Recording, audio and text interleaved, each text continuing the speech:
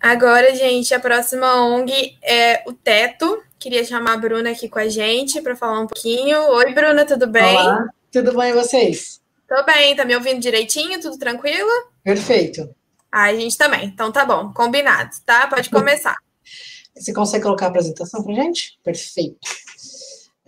Prazer, meu nome é Bruna Gal, eu sou hoje coordenadora da área de voluntariado do TED São Paulo, e eu vou apresentar um pouquinho mais do que a ONG representa, como que ela atua e como que ela tá, o que ela tem feito aqui no Brasil e também sobre a pandemia, o que a gente tem realizado frente a isso.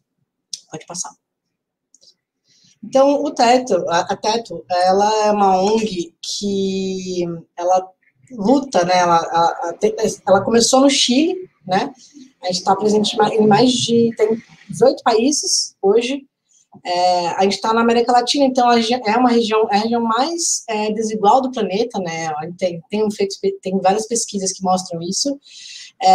1,5 de cada 10 pessoas vivem nessa situação de pobreza.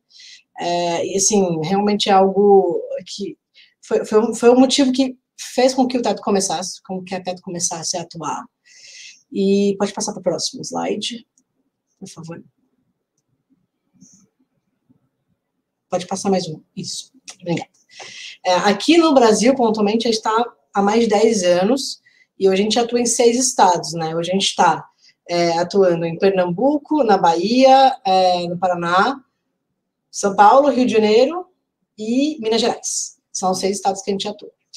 E, além disso, o que a gente trabalha mais, o foco é a construção de uma sociedade mais justa e sem pobreza, né? Então, já foram construídas mais de 4.396 moradias de emergência, junto com os moradores, porque a gente constrói junto com eles, sempre. Então, a gente já concluiu também mais de 50 projetos comunitários, mobilizamos mais de 70 mil voluntários e voluntárias no Brasil todo. Pode passar.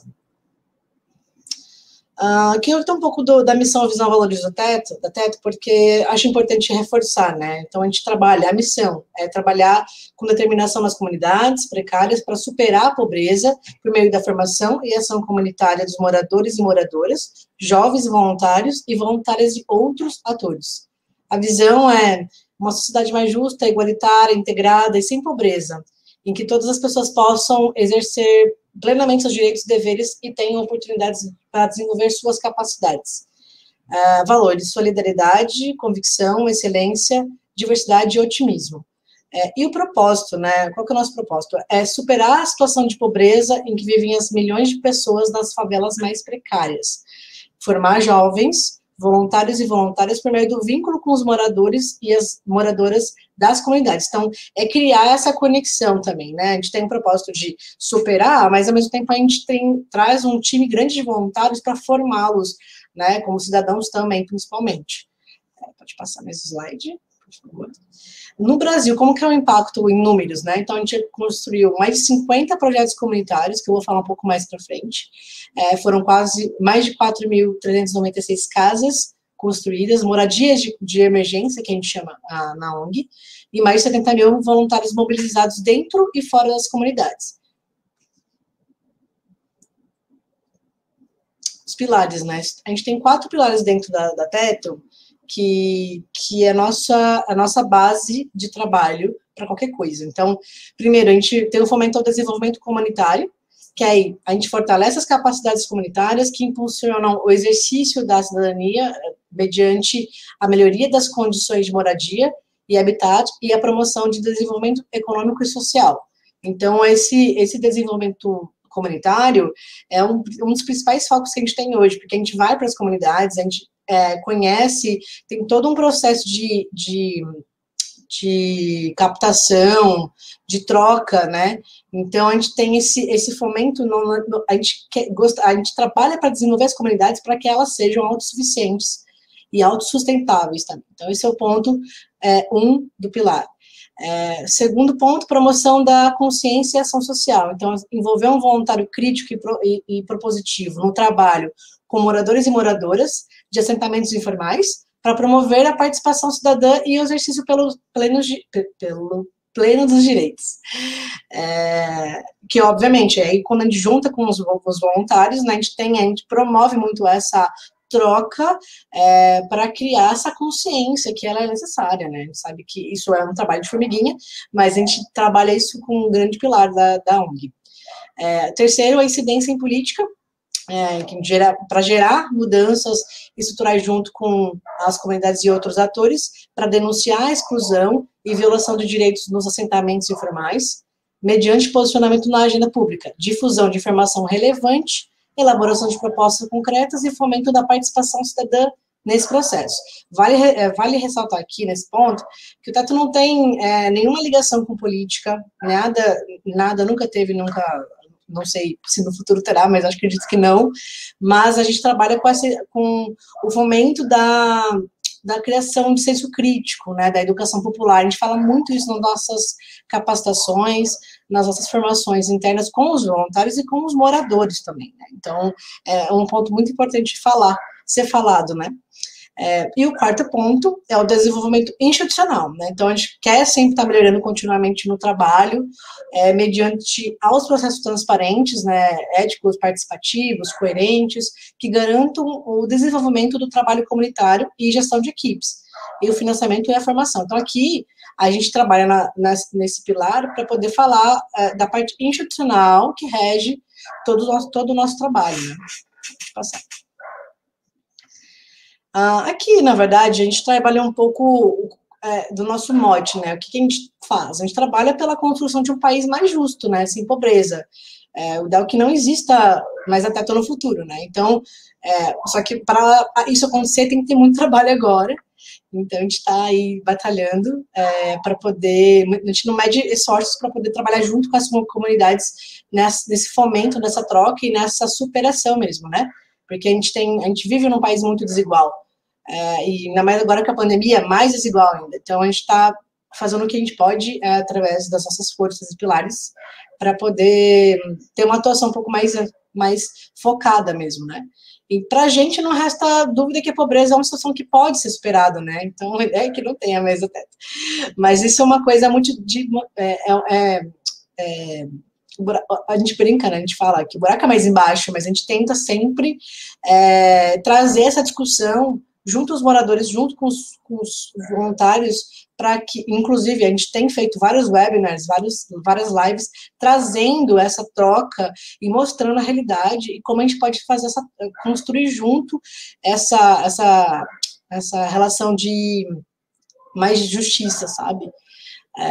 Então, nessa ótica. A pobreza ainda... Então, aqui a gente também fala dos espaços onde os cidadãos habitam uma anticidade, né, que deve ser transformada urgentemente. Então, a gente sabe da necessidade, a gente sabe da urgência de trabalho. Então, a gente estava super...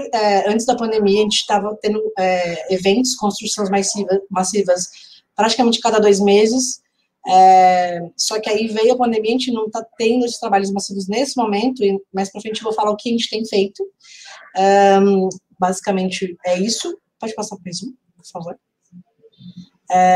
E assim, a gente tem várias pesquisas que a Teto faz, inclusive participa, e assim, a gente está tendo sempre melhorar essa inovação do trabalho em comunidade, porque a gente acredita muito, muito na força comunitária, muita força do que eles são capazes de fazer para o bem comum da capacidade de adaptação e autodesenvolvimento, né? Então, existe muito conhecimento na comunidade, eles sabem muita coisa, e essa troca, ela é realmente muito rica, e a gente traz ela para sempre estar conectado, assim, com a sociedade como um todo, né? Isso faz sentido.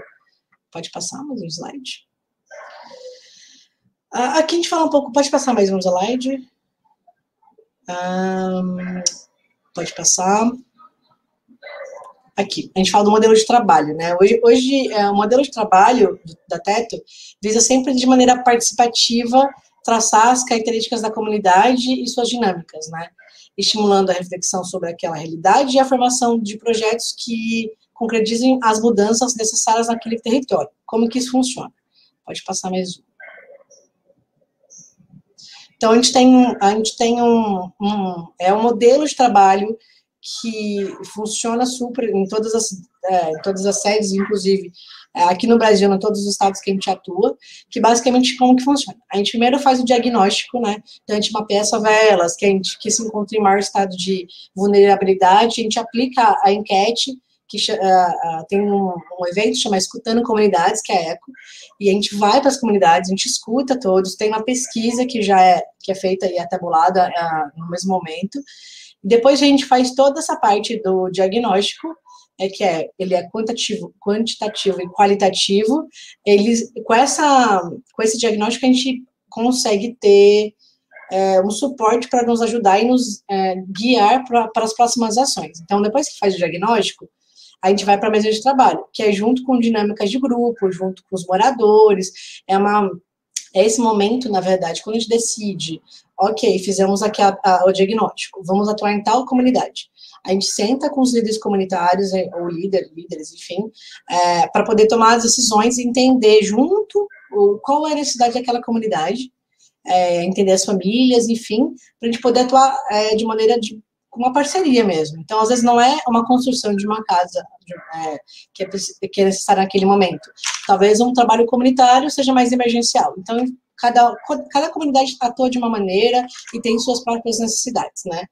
E depois que feita a mesa de trabalho, a gente entende a necessidade das comunidades, a gente vai para as atividades, que é o que o Teto até mais conhecido no Brasil, que é justamente isso, né? O pessoal, vocês que são da ONG das casinhas, é justamente isso, a gente constrói junto com os moradores, é o que mais aparece, mas a gente tem outras atividades que acontecem no paralelo, mas junto, depois de mapear com os moradores o que é a necessidade da comunidade, a gente desenvolve o plano, né? Vamos construir casa, vamos construir uma horta, vai ser feito algum tipo de melhoria na comunidade, uma ponte, alguma situação do tipo. Então, a gente avalia junto, e aí é feito essa construção, né? A gente agenda, aí tem um monte de voluntário envolvido, cada atividade massiva que a gente faz, geralmente envolve umas 400, 500 pessoas, é muita gente, é muito voluntário. Isso cada atividade, né? Tô falando, pelo menos, às vezes tem até mais, dependendo do local e da atividade em si. Pode passar. Aqui a gente fala um pouco da Covid-19 na realidade do Brasil, né? A gente sabe que pegou todo mundo desprevenido, principalmente as comunidades que estão sendo mais afetadas e vão continuar sendo, infelizmente. É o segundo país com mais mortes, a gente sabe disso, são muito crítico, e as comunidades precárias são as mesmas afetadas do que as outras partes da cidade, então, porque tem o acesso a direitos básicos negados, quer dizer, quando a gente fala fica em casa, é meio complicado, né, na hora de quando você fala para a comunidade, porque vive-se em lugares que não tem nem tipo de saneamento básico. Como que você quer que fique em casa, sendo que quer que lave a mão o tempo todo, se você não tem esse acesso? Então é difícil você cobrar, e você tem que olhar caso a caso, e é um cenário realmente muito crítico, e vendo isso, né, a gente tem feito algumas atividades, que eu vou falar, acho que no próximo slide, mas moradores, os vulneráveis têm menos acesso à saúde de qualidade. A gente sabe que isso, infelizmente, é uma realidade. A gente não sabe quando isso vai mudar, mas a gente está na esperança de que as políticas públicas, que as novas eleições aí, elejam pessoas que olhem muito mais para as comunidades, né? Pode passar. A gente terminou ontem uma campanha, na verdade, dos embaixadores, que nem está aqui. A gente fez uma campanha bem legal, de 45 dias. A gente bateu a meta que a gente estava esperando. E aqui, no começo da quarentena, a gente fez, né, uma campanha por uma quarentena mais justa, no Brasil todo, onde a gente entregou água, kit de higiene, cestas básicas para mais de 10 mil pessoas. Então, a gente fez esse financiamento, a gente arrecadou mais de 500 mil reais, e a gente conseguiu ajudar mais de 3 mil famílias, né, que são as 10 mil pessoas, em 6 estados. E também, em paralelo, a gente está, como não está tendo construção massiva, a gente está fazendo o quê? Projetos de infraestrutura em saúde, né? Então, a gente está construindo soluções de infra, por exemplo, com pias, lavatórios, né? móveis em algumas comunidades. Então, assim, dependendo da necessidade, a gente está indo para fazer essas ações pontuais. Pode passar. Então, por exemplo, com foco na água e saneamento, que é um dos pilares, né, dessa nossa ação para o Covid, pontualmente, a gente tem feito banheiro modular, captação de água e lavatórios comunitários. Isso a gente está fazendo nos estados que a Teta atua. Segurança alimentar e combate à fome, então a gente está continuando com as hortas comunitárias e refeitórios comunitários, e a formação comunitária nas sedes comunitárias, que algumas foram construídas em conjunto com a Teto, e outras serão, com certeza, de acordo com a necessidade das comunidades. Pode passar. Basicamente é isso. Eu queria só reforçar mais uma coisa para vocês que estão assistindo a gente, que também, se você quiser ajudar a Teto, a gente tem várias formas de doação, né? Então, a gente tem parcerias com empresas, a gente tem o Amigos do Teto, que você pode colaborar mensalmente, então, a partir de R$25 você já consegue ajudar. Que mais? E você pode ajudar pelo site também, assim, sempre... Sendo voluntário hoje, como a gente está com poucas atividades massivas que demandam muitos voluntários, a gente está ainda entendendo como a gente vai fazer essa gestão das pessoas. Mas a gente tem por volta de 200 voluntários fixos trabalhando com a gente só em São Paulo, fora as outras sedes.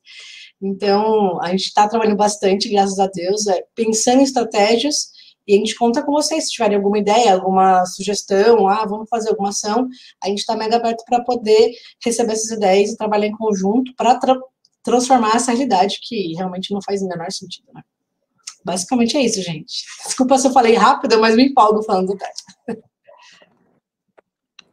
Oi, Bruna, tudo bem? Eu sou a Gabi, do Voluntários de Alegria. Vou substituir a Vicky a partir de agora. E eu vi que muita gente que está apaixonada pelo trabalho de vocês, inclusive eu sou uma grande fã, e tem várias perguntas. Malu já pode mandar a primeira pergunta aí pra gente. Tá. Vocês têm parceria? Pode ir. Vocês têm parceria? Já fizeram uma ação com outros projetos de trabalho com voluntário? Acho que até a Refúgio formaríamos uma dupla bem legal, com certeza. Tem essa ideia, né? Já pegou as duas palestras juntas. Vamos conversar, Suelen, depois. Por que não? Acho que sim, acho que a gente tem fomentado algumas parcerias, ainda mais agora na pandemia. Acho que todo mundo tem que se unir, sabe? Se tem alguma ideia, a gente acabou de fazer uma parceria com a Paulo Cultural, que é aqui de São Paulo, também, que fomenta artistas em comunidades, então a gente está trazendo, começando a olhar mais para parcerias o que pode dar certo junto, enfim, que a gente luta pela mesma causa, no fim, ajudar as pessoas a sair dessa situação, né, de vulnerabilidade que elas estão, né, mas com certeza, pode ser uma boa, vou falar com os Suelen depois. Isso é uma ideia interessante. Vamos para a próxima, da Maria Inês. Como é a recepção dos moradores na comunidade? Olha, geralmente, assim, como que a gente chega nas comunidades? Algumas são indicadas, uma indica a outra, que fala, olha, fizeram um trabalho aqui bacana aqui, né, do lado, na comunidade, vocês não querem fazer também? Então, acontece muito isso de indicação, fiquei sabendo que vocês constroem em casa, como que é isso? Então, claro que existe o ponto que é muito receptivo, mas existe muita desconfiança também, porque, assim, várias vezes quando a gente vai construir, começa a fazer o trabalho na comunidade, várias famílias falam, nossa, eu não tinha entendido que era isso. Nossa, eu queria ter participado. Eu não achei que fosse... Eu não acreditei, porque quando a gente escuta que alguém quer ajudar alguém, a gente sempre desconfia. Então, tem, sim, um lance de... Mas vai construir uma casa para mim? Como que é isso? Então, a desconfiança, ela existe, com certeza. Mas eles, quando entendem o que a gente está fazendo lá, porque vê que é um monte de voluntário que está a fim de fazer coisa boa, vira uma festa, vira um negócio gostoso. A troca fica muito, muito rica. Então... tem os dois lados, mas geralmente a gente é bem recebido, eles adoram a gente, e a gente tem feito umas lives com o morador, com as lideranças comunitárias, está sendo incrível. Muito legal. A próxima é da Amanda. Como faz para ser voluntário e ajudar nas construções? Para ser voluntário hoje, a gente tem um cadastro no site, mas cada sede tem área de voluntariado. Então, por exemplo, sou de São Paulo, represento São Paulo, né? Então, tem lá o e-mail, que é voluntariado.sp@teto.org.br, e a Ótica vale para outras sedes. Então, vocês podem mandar e-mail para eles, para a gente, no caso, voluntário.rj, voluntário.pr.pe, enfim, todas as sedes recebem e-mail. Mas, hoje a gente está, assim, graças a Deus, a gente tem muitos voluntários trabalhando. Como a gente está sem atividades massivas, que sempre atendem, junto com umas 400, 500 pessoas, voluntários, a gente não está tendo as atividades dessa forma. Então, reduziu muito a necessidade de voluntariado agora. Né? Então, o que a gente pede é divulgar as campanhas, eu tenho uma ideia de uma ativação que pode arrecadar alguma situação, uma parceria. Isso é uma forma de ser voluntário hoje para a gente. Então, fomentando isso, acho que já ajuda muito, muito mesmo. Sim. Tem mais alguma pergunta, Malu?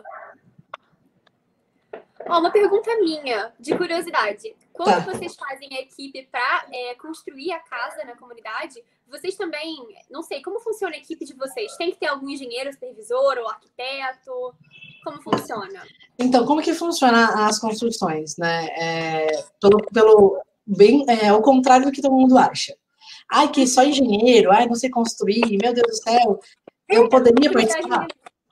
Não, na verdade, assim, existem staffs, né, a gente cria staffs, e quanto mais construções você tem, existem os mínimos para poder ir subindo de cargo, então tem uma certa hierarquia, sim, na construção, então a gente tem sempre o chefe de trabalho, que controla toda a atividade, tem o chefe de escola, que aí é abaixo dele, que faz o contato com a comunidade e com os voluntários, faz essa ponte. Aí tem os líderes, né? Então, o líder, geralmente, tem um experiente, um menos experiente. O que quer dizer experiente? Já construiu 5, 6 vezes, enfim, tem um critério. E ele já sabe, tecnicamente, como funciona. Mas não quer dizer que todo mundo seja da área de engenharia, arquitetura. Pelo contrário, eu sou publicitária como formação. O que eu tenho a ver com isso? Nada. Mas eu já fui líder, eu já gerenciei as construções, então, assim, é uma questão para você poder trabalhar? Não, pelo contrário, a Teto é muito plural e orgânica nesse sentido, porque ela aceita todo tipo de voluntário. Seja ele vindo de comunidade, por que não? A gente tem vários, inclusive, que ajudam a gente, então a gente fomenta bastante essa parceria. Então, não tem crise. E as pessoas aprendendo na prática também, né? E crescendo dentro da própria ONG. Total. Eu tô lá desde 2015, já construí algumas vezes, já tive algumas funções. Hoje eu faço mais parte da gestão, né, interna. Mas, qualquer pessoa que entra lá como voluntário pode alcançar outros níveis de acordo com a sua vontade, sabe, de participar. Eu acho que depende muito do voluntário querer ser voluntário. Entendi, sim. Com certeza. Bruna, super obrigada por responder todas as nossas perguntas. Obrigada. O @ aqui do Teto tá aqui embaixo para quem quiser conversar com eles, mandar algum direct. Agradecemos demais a participação. Foi super legal. Obrigada, viu? Gente, obrigada, viu? Bom final de semana. Beijão pra você também.